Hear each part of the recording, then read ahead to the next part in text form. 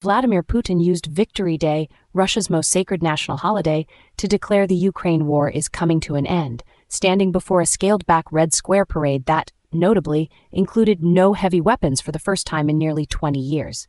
A U.S.-brokered ceasefire collapsed on its very first day amid mutual accusations of violations, and Ukrainian forces have reportedly made battlefield gains that directly contradict Putin's triumphant framing. So what is actually happening here? Is Putin genuinely signaling an endgame? Or is this the most carefully staged piece of geopolitical theater since the Cold War? Joining me now are Elena Vasquez, our Europe and EU analyst, and Alex Park, our technology and science analyst. Elena, let me start with you. Is Putin speaking from a position of strength, or is this the language of a man trying to manufacture a victory he hasn't actually achieved? Thanks, Emma. Let me be direct. This is a Victory Day performance, not a peace overture.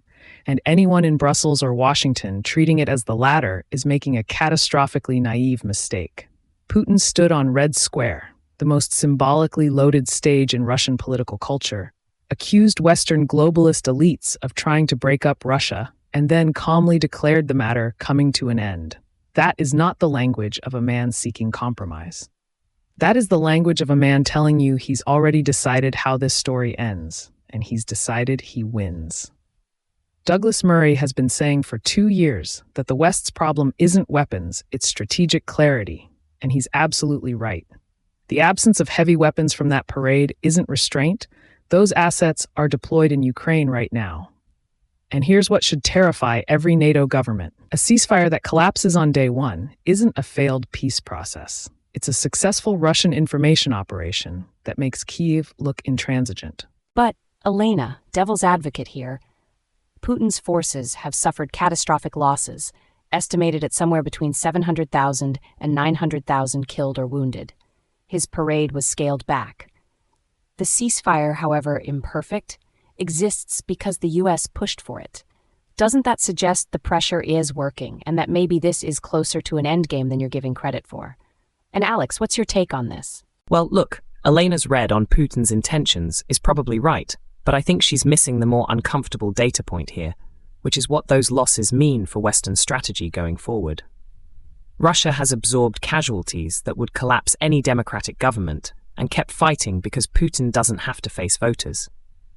His defense budget is now consuming roughly 40% of federal spending. That's a war economy operating at full mobilization. But here's the thing, Emma. Ukraine has received over $100 billion in Western assistance, and its economy has still contracted by around 30% since 2022. The question I keep asking is, at what point does the Western public, who do vote, decide the cost-benefit calculation no longer works? Polling across Germany, France, and Italy already shows softening support. That's not defeatism. That's democracy operating as designed. And you can't wish it away. I hear what Alex is saying, but with respect, that analysis plays directly into Putin's hands. The entire Russian strategy, and I mean this precisely, is to wait out Western democratic fatigue. That's not a new strategy, it's the strategy. And yes, the public in Germany and France is tired, but you know what they'll be more tired of? Watching Russia march through a second country after we let him freeze this conflict at terms he dictated. Look, Zelensky is making battlefield gains right now, even as Putin declares victory. Short, punchy fact, the man claiming the war is over is simultaneously losing ground. The West needs to decide if it believes in national sovereignty or not, because Putin is betting everything that we don't. Here's what I want to know, and this is the question that keeps me up at night. National Review is arguing that Orban's political exit from Hungary is an opening for renewed aid to Ukraine, and the American conservative is warning that Zelensky's biggest threat might actually be internal. So where does this actually go from here? If the ceasefire is already dead and battlefield momentum is shifting, what are the realistic outcomes over the next 6 to 12 months? Alex, where do you see this playing out? The way I see this playing out, there are really two credible paths. Either the West gets serious, and I mean genuinely serious, with long-range strike authorization, accelerated European defense commitments, and political will that survives the next election cycle, or this conflict freezes along current territorial lines, Russia declares a win, and the precedent that gets set is read very carefully in Beijing.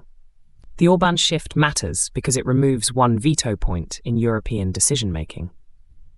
But the Trump administration still has to decide whether Ukraine is a strategic priority or a legacy issue from the previous administration.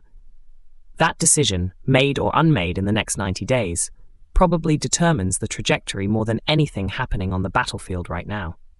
Here's what concerns me most, and I don't think this gets enough attention. It's the third scenario nobody wants to say out loud.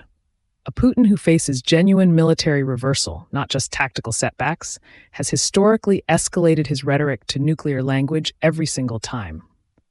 Whether that ever becomes action is the great uncertainty.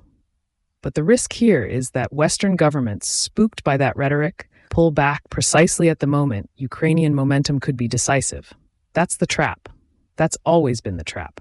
And if we fall into it again, history will not be kind to the leaders who had the chance to end this on terms favorable to free nations and chose instead to manage their own political comfort.